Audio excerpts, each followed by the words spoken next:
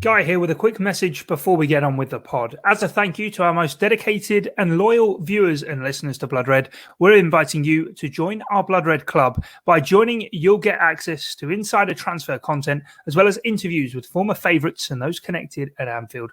All you need to do is head to bloodredpodcast.co.uk, enter your email address, and our exclusive content will head to your inbox. That's bloodredpodcast.co.uk.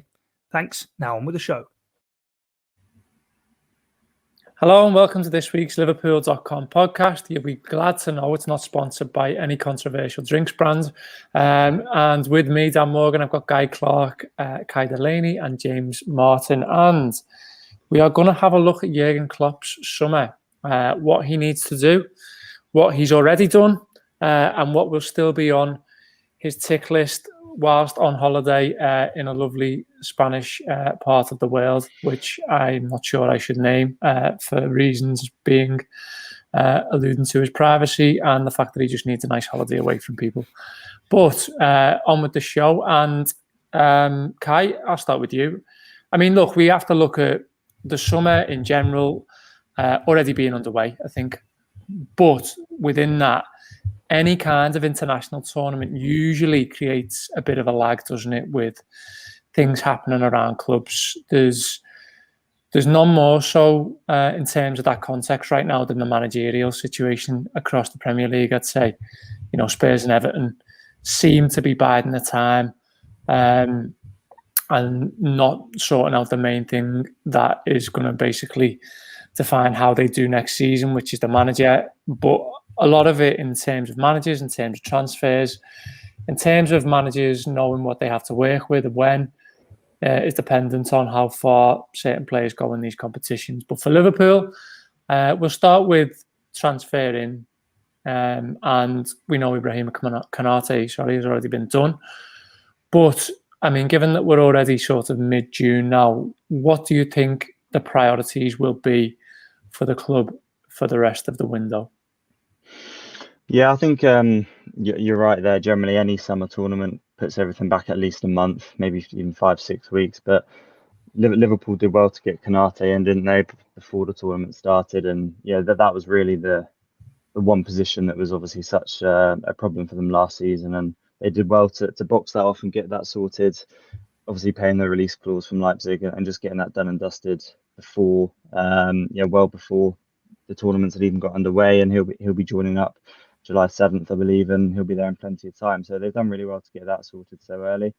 And then, I mean, it's the kind of two obvious ones that everyone's spoken about is a midfielder to replace Wijnaldum, and then potentially one more option for the forward line with Salah and Mane. Obviously, get off to the Africa Cup of Nations in January. So for me, I think it's a midfield position.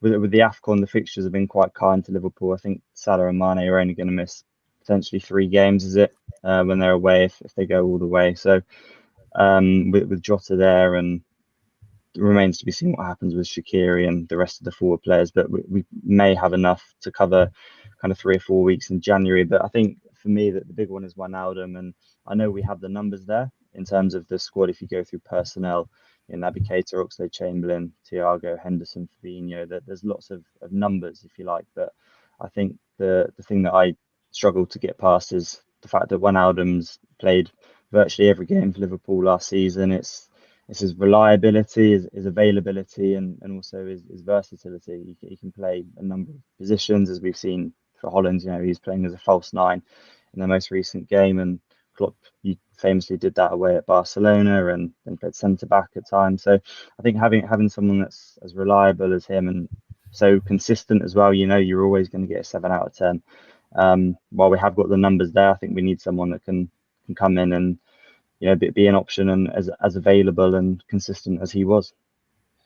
Are the days that pass now, James, making it more ominous in terms of signing a Wijnaldum replacement? I mean, think about what we know now. We know that Liverpool were willing to let Gini Wijnaldum leave on a free because that inevitably happened. And one would imagine that decision was made quite a fair bit of time ago, given the way in which Liverpool plan.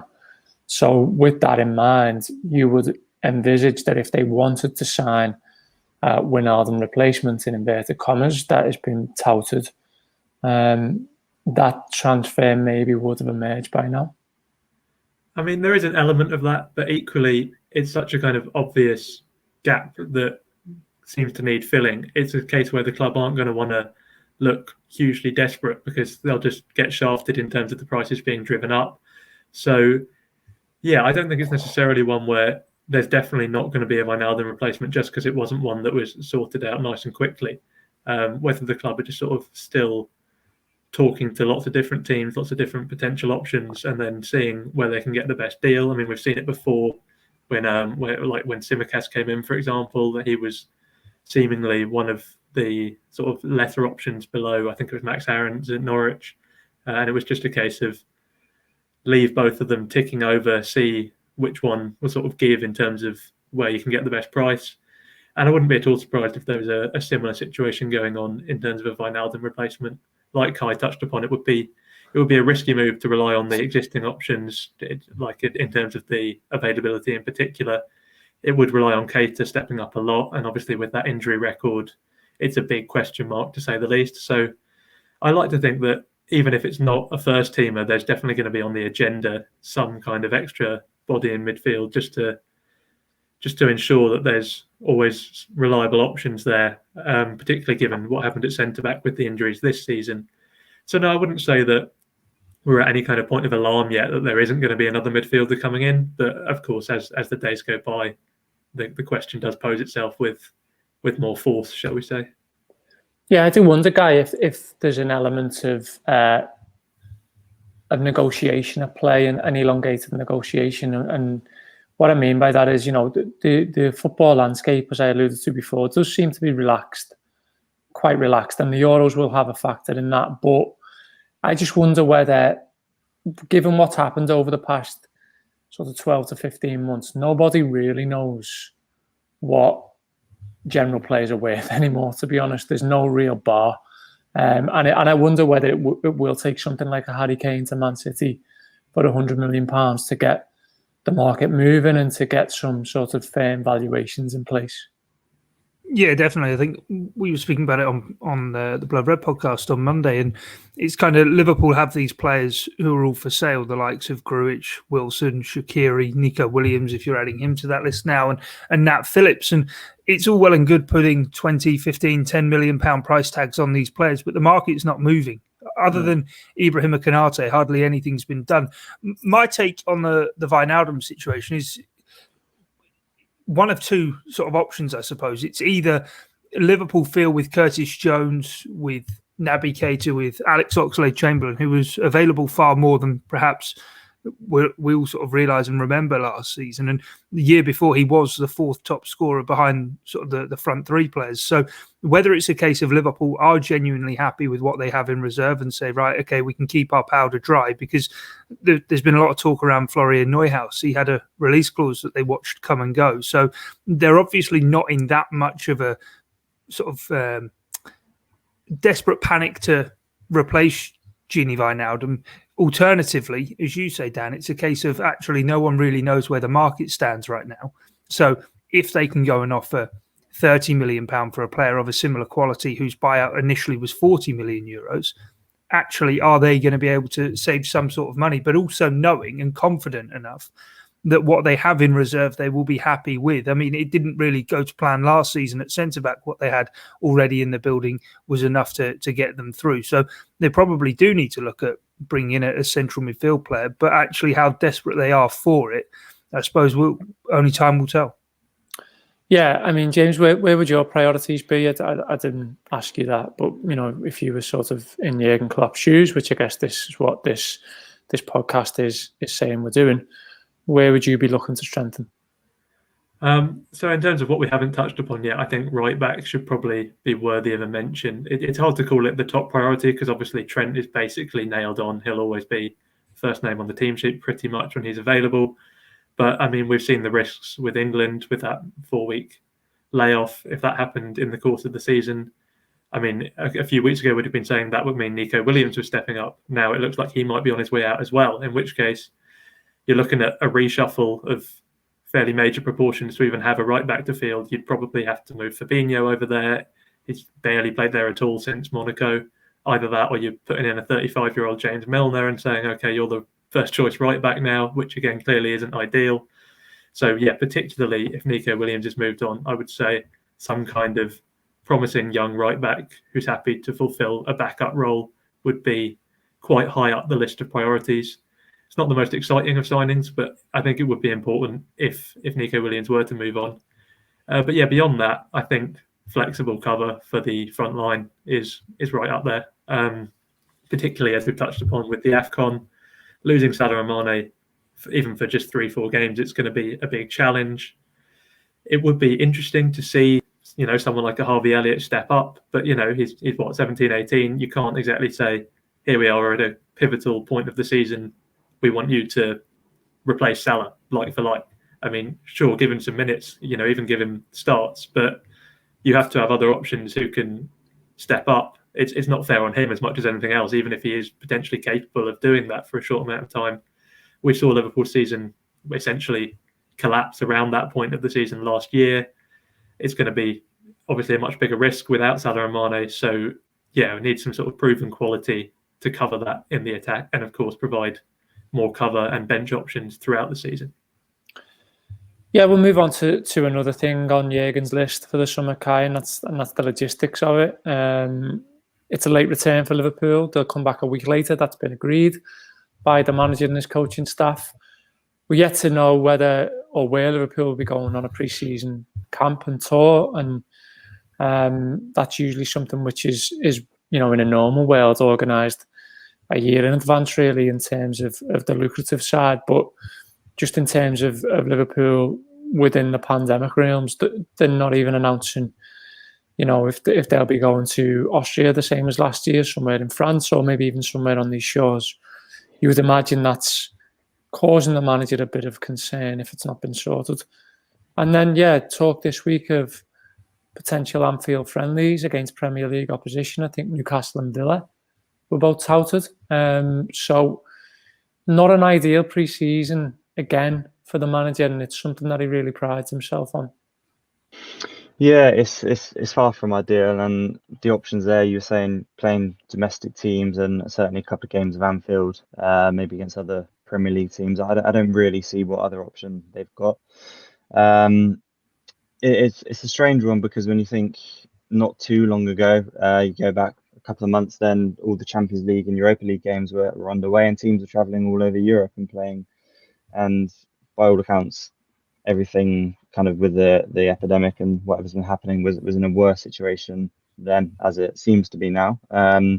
So not sure why teams were allowed to travel at that time, and things maybe aren't quite the same in pre-season. But yeah, their hands are tied in that respect, and I think it's a case of do what you can, and whether Klopp can still have his warm weather camp. I think it might be something that they can look at, and they can go and not necessarily have the games, but Klopp's a big fan of those trips to Evian and Switzerland and things, and likes to get his team away and work with the players. So I'm sure he'll still be hoping that he can do that. Whether he can get any games in or not remains to be seen. But yeah, I think in terms from a club point of view, they're certainly going to want to have at least one game at Anfield. You suspect maybe a couple, full capacity behind closed doors, or won't be behind closed doors, to use those as test events and get prepared for that first home game this season against Burnley. But far from ideal, but I think it's kind of all they can do, really.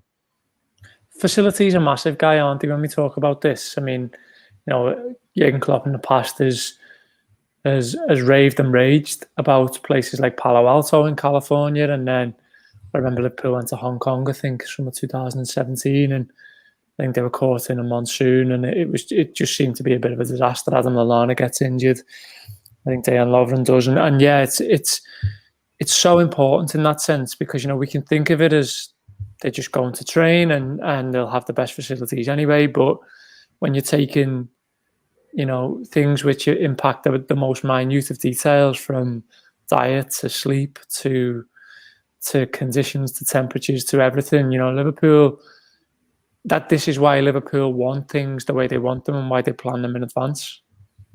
It's the whole point of marginal gains, isn't it? You do things in a slight way to get yourself a little gain here and there. And that's partially what Liverpool, their system on and off the pitch, is all tweaked and designed around. I mean, for me, you can't underestimate the importance of a pre-season, of getting everyone together and getting the plan put together. I mean, especially when you bring in a player maybe who could be as important as Ibrahima Konate, who's going to sit at the heart of your defence, and getting him to really learn the system. And we know how much and how long it has taken defensive players to sort of learn the Jurgen Klopp system. So a proper pre-season with proper facilities is integral to what Liverpool want to achieve for next season. I mean, even only look back, 4 or 5 years when Antonio Conte finished with Italy after the Euros, went into Chelsea and supposedly working behind the scenes on his 3 at the back formation for 2 or 3 months all through pre-season.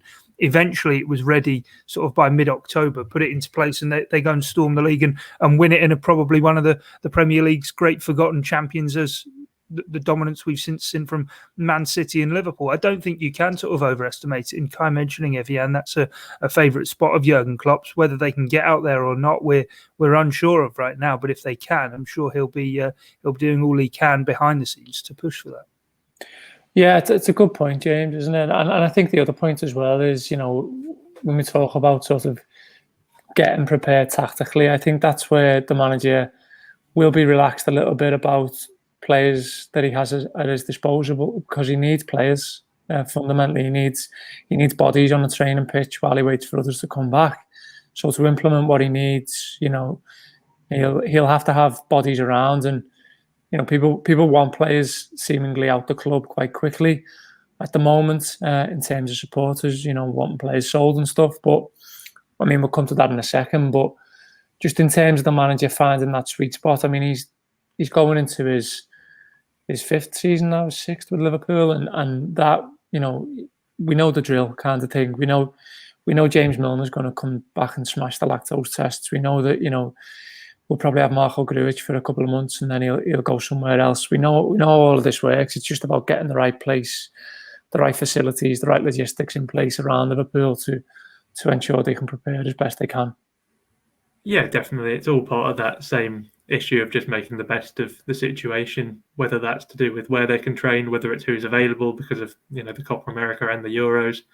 It's just, I mean, Klopp's not one to sweat things that are out of his control, so he'll accept the situation as it is and will just, make the best of it. And that is where a sort of lack of massive squad turnover does come in handy. We've got a lot of players who've been at the club for a long time, who know Klopp's system at the back of their hand.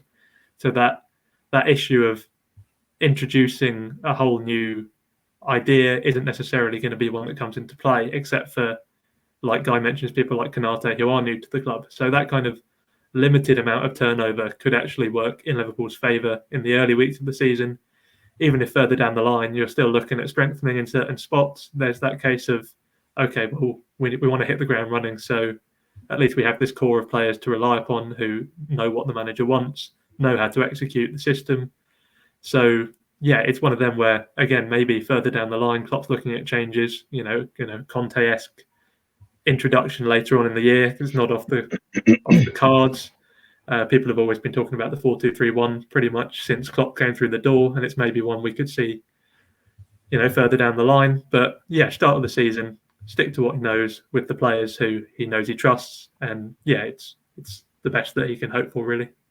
So I'll come back to you, James, because the next thing on the list is trimming the squad and getting rid of the players who are touted to leave the club this summer. The squad does need a fair bit of cleaning up, I'd say, a fair bit of tidying in terms of certain players who just need to be off the books full time. Now, we all know who they are. We don't have to reference them too much. But, Liverpool will also have a responsibility around wages and keeping wages at a minimum. I think the turnover to wages in the last report was around 67%. Now, that is about as far as you want to be, veering towards the 100 mark. And, Liverpool have signed Ibrahima Konate. They're going to introduce a couple of contract extensions. You'd think at least a couple this summer. So that might incur further wages. And then, there's the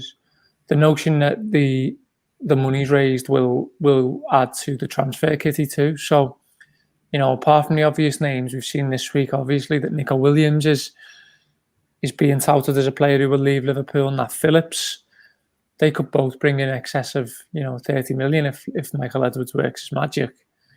I think that, coupled with the fact that these are players who, by all accounts, want to play regularly, want regular football. I think if Liverpool can make those situations happen, then I don't think anyone will be sort of standing in the way of anyone when it comes to that.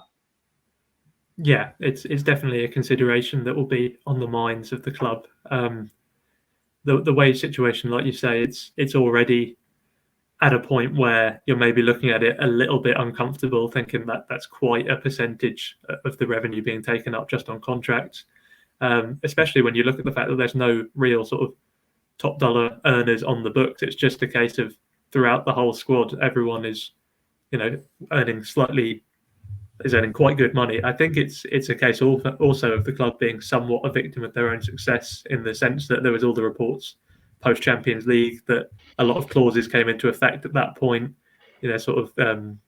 Success-based bonuses were paid out, and potentially wage hikes as well. And so yeah, that's just meant that everyone is on decent money compared to like just one big earner. So someone who comes in and breaks the wage structure, it's not that simple. It's the fact that throughout the squad there are wages that are reasonably high, which makes it harder to fix the problem if you do see it as a problem, because it's not just like, okay, we'll get rid of this star and then we're fine, we can reset. It's more a case of it's part of a wider rebuild, really. There's a whole kind of squad trimming operation that will have to go on, and yeah, so that is why, if sensible bids come in for these players, even if Klopp believes they could still play some kind of role, the inclination is going to be, let's let them go. It's good for all parties. They'll get more game time.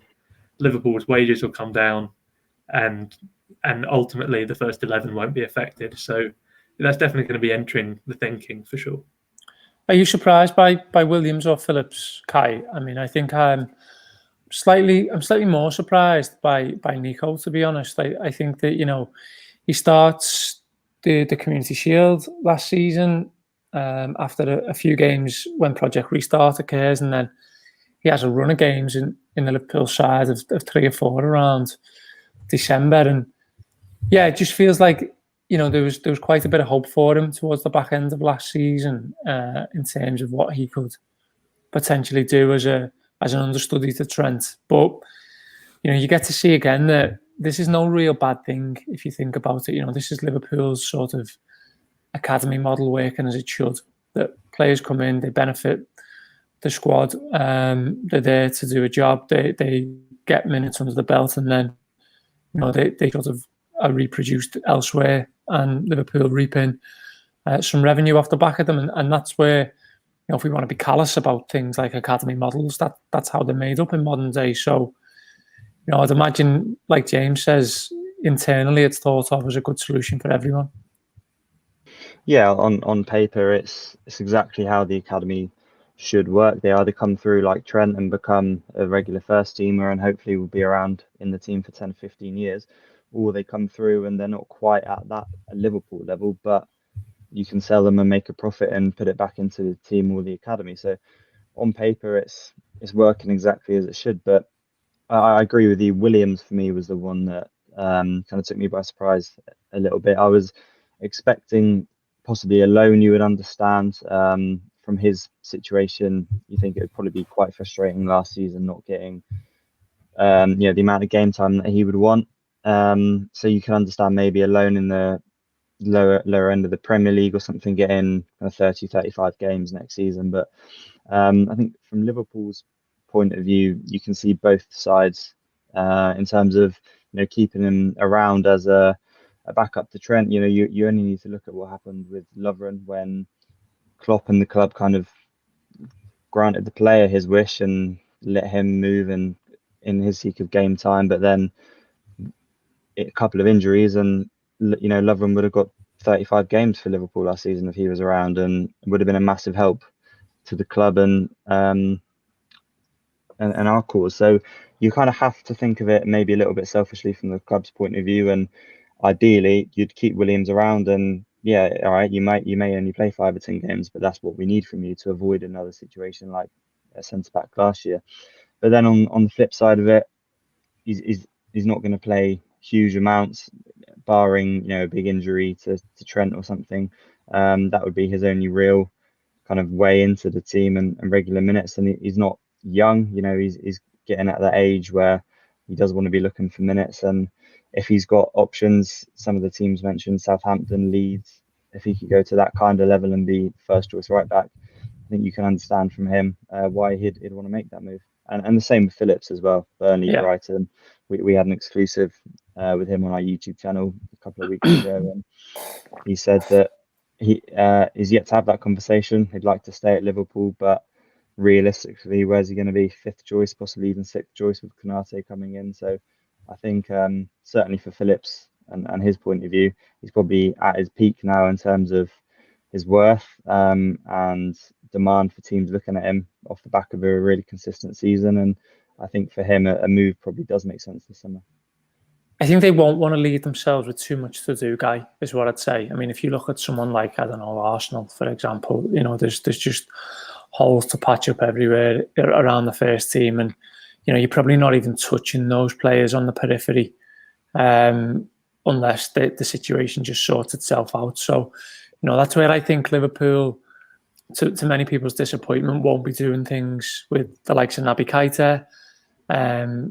Alex Oxlade-Chamberlain has even maybe put Takumi Minamino and Ben Davies in there. I'd say they'll want to at least have a look at them. The point being, you can easily reel off up to 10 names of players Liverpool maybe have to get rid of this summer before they even start talking about those guys.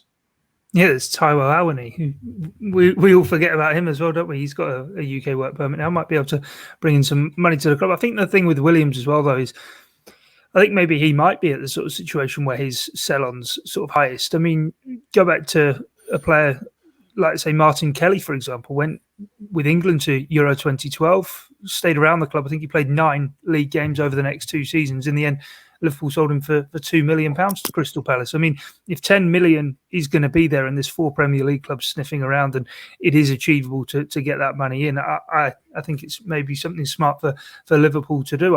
I'm then not sure actually that they would go looking for a right back. You mentioned Arsenal before, and Alex Oxlade-Chamberlain played at wing back for Arsenal for sort of the last 6 months of his Arsenal career and could, I'm sure, fill in at right back for Liverpool from time to time. James Milner's there. Konate's played at right back. So too is Joe Gomez. And here we're talking about the worst case scenario if Trent would pick up a long-term injury. So I think Liverpool would be all right there. And as you say, they'd be making the money from the academy there, which reinvests money into helping generate sort of the next crop of young players to come through. And they've got high hopes for Connor Bradley as well, albeit only 17, but still.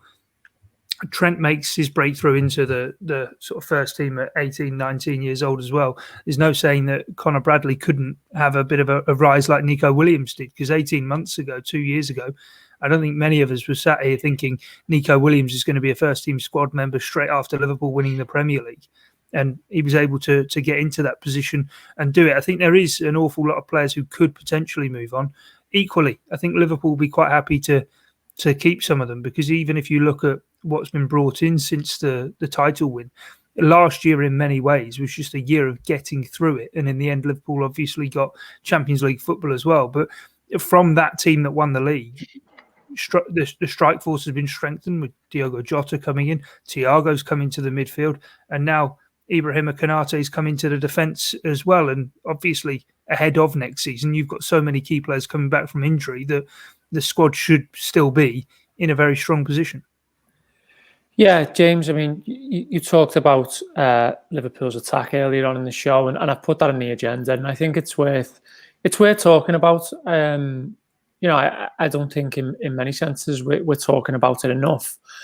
I think that you can make arguments that, with a fully fit back four and defensive options in general, Liverpool are pretty stable. I think that, we can talk about whether or not they will replace Wijnaldum in some form in midfield, but I don't think the forward line's getting spoken about enough. There's there's 4 forwards there if we're discounting the likes of Elliott and Origi, Jurgen Shaqiri, and we're looking at those now as, Firmino, Salah, Mane, and Diogo Jota, and there are a lot of questions there. There are a lot of questions in terms of style. There are a lot of questions in terms of alternative options. There are a lot of questions in terms of who will play out of the 3 of them, if not all 4 of them, at any one time next season.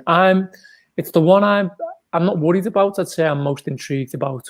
I think Liverpool need another option in attack, and I think they need somebody who can offer a degree of variance, something different to what those 4 can in terms of their own individual skill set. But I mean, in general, do you think we're talking about it enough? And if Liverpool were to go into the season without adding another attacker, would you be okay with that? No, I don't think we are talking about it enough, to be fair, because what you have to bear in mind is sort of in this iteration of Jurgen Klopp's Liverpool, the forwards are the goals. I mean, they don't really come from anywhere else. And so when you're looking at last season where Mane, it was still contributing, but he was having a rough time in terms of form for a few patches in there. Firmino finished quite strongly, which was perhaps underappreciated at the time. But, throughout the course of the season, 9 league goals, you'd want a few more. So, yeah, the lack of options beyond those sort of core 3 or now 4 forwards, it's a real issue because there's just nothing you can do when they're out of form. There's no one else to chuck in because it would just, like, if you look at someone like a Shaqiri, he's almost too different stylistically. So even though he's an undoubted talent, we've seen it at the Euros, he's not someone who can just step in without Klopp ripping up his playbook altogether. So you're basically forced to play these forwards through really tough patches of form. And when that happens, the goals dry up. We saw it massively around January, February last season. And so, yeah, it's a big area which needs work in the squad. And that's not to say someone comes in to replace any of the 4. But, yeah, something maybe a little bit different while equally fitting into Klopp's general style, just if nothing else to cover those dips in form where ideally you'd be hooking someone on sort of 60 minutes and bringing somebody on who you can think, okay, they have the potential to make the difference.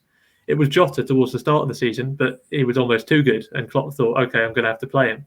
And so now we're back in the situation where you look at the bench and you don't really fancy anyone to come on and make that difference when someone like a Mane or a Firmino is struggling. So, yeah, I think that's a big area to work on. I think that's my worry, guys, that they've almost performed in a superhuman sense at times, and we've seen last season that when someone like Sadio Mane, who arguably had his worst season at Liverpool last season, drops off, then there is an additional burden on someone like Mohamed Salah to pick that up, or Diogo Jota, not even accounting for the likes of injuries. Then, like I say, I would be happy if Liverpool had one more sort of guaranteed forward in the ranks. And we mentioned Harvey Elliott before. The hope could be that he is that player who can, over the course of a season, get 10 to 15 goals, perform in the manner in which they need them to, and to be the option that's required. But that is putting a lot of pressure on a young boy who's just come back off a championship loan. Yeah, definitely. But I think there's sort of hope v reality, and it's sort of interesting you raise Harvey Elliott there, because I think the reality of the situation may well be that Xherdan Shaqiri maybe ends up staying around. Origi, Wilson, maybe these guys are the guys who end up getting suitors. I don't think all 3 in the end are going to end up getting moves. I'd be amazed if they do, given we've 7-8 weeks until the start of the season. But then you've effectively got a more experienced head in someone like Xherdan Shaqiri around, who knows the system, knows what's expected. And don't forget, sort of in the autumn of last year, came in and played a really crucial role for a short while type thing. And he's there playing away, whilst at the same time Harvey Elliott is getting his minutes in on the training ground, learning from the likes of Salah, and then is able to step into the side.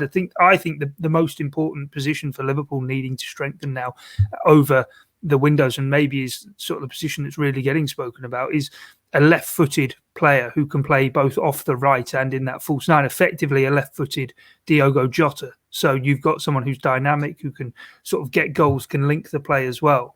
But that is such a rare commodity. A left-footed player, one thing, but then somebody who can play in two positions and can put out output as well. It's going to be a really difficult ask for Liverpool to kind of find that kind of player. Maybe you'd look at someone like that Gerard Moreno at Villarreal, the numbers he's put up, but then when you see him, and as he's played for Spain in this Euros, you think, oh, actually, he's probably not quite that. It is such a small pool that Liverpool are fishing in for this next player. They might already have it at the club in Harvey Elliott, and it's just a case of being patient, biding the time and waiting for him to sort of flourish and get the opportunities to come to the fore. But it's going to be interesting because I think that they're not going to want to find themselves in 2 years' time in a similar position to what they've done with Gini Wijnaldum, of letting him walk out the door and then thinking, oh, actually, is there a Firmino-shaped hole in this side? Because now we need to fill it. For so long, we spoke about the two players in this Liverpool side who might be hardest to replace would be Wijnaldum for his versatility and his sort of consistency, as Kai was referencing at the beginning of the podcast about how key he is for selection, and Roberto Firmino in the way he can get the best out of those wide forwards around him. And yet, as I say, I think there's kind of still a backup needed for Mohamed Salah. So if it can be a left-footed player who plays off the right but can play through the middle, I know I'm not asking a lot, but I think it's I think that's where Liverpool need to be looking. I think what James said before, Kai, really strikes with me is Liverpool's goals are in the attack. And I think, if we look at Gini Wijnaldum in Holland, for example, there's a reason why he can score goals for Holland, but, he didn't score goals for Liverpool. And the reason why is because he couldn't do both at Liverpool. I think the facilitating aspect of Liverpool's midfield means that to ask them to suddenly chip in with 10 goals a season too is really, really harsh. And everything is built, as alluded to that front three, front four, whoever's on the pitch. So I think the reason I put it in the agenda is because it is a massively important element of Liverpool being successful at any one time, and they've always got it right. They've always made the right move at the right time. You just wonder whether, there is one this summer where they think, okay, we can get this guy in, and it's another Jota sort of Salah left wing signing, but before we know it, he's having much more of an impact than people think. Yeah, I think there's a few factors for this one. One of them is going to be, people have touched on whether Liverpool changed to the 4-2-3-1 possibly this season, but I don't see that happening on the basis that if you're going to go with the front four, as in the front three plus Jota as the front four, maybe Firmino as the 10, then you've got all your best four attackers on the pitch with kind of nothing else to come in, and then you're only one injury away from having to rely on someone like a Shaqiri or an Elliott for the remainder of the season. And there's so many bodies and options for the midfield three. I think the 4-3-3 will be what we see certainly for the start of the season. And then I think the other thing for me is, the other lads have touched on, is Harvey Elliott.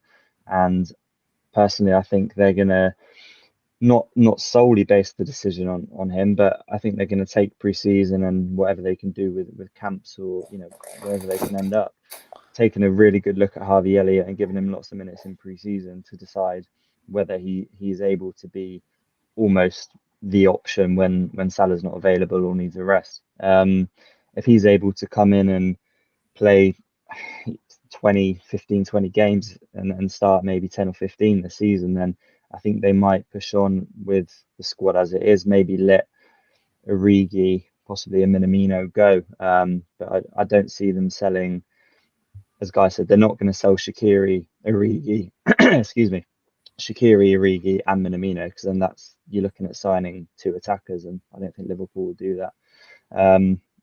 I'd like to see Shaqiri stay. For me, of those three I've just mentioned, he's the one that you've seen it at the Euros.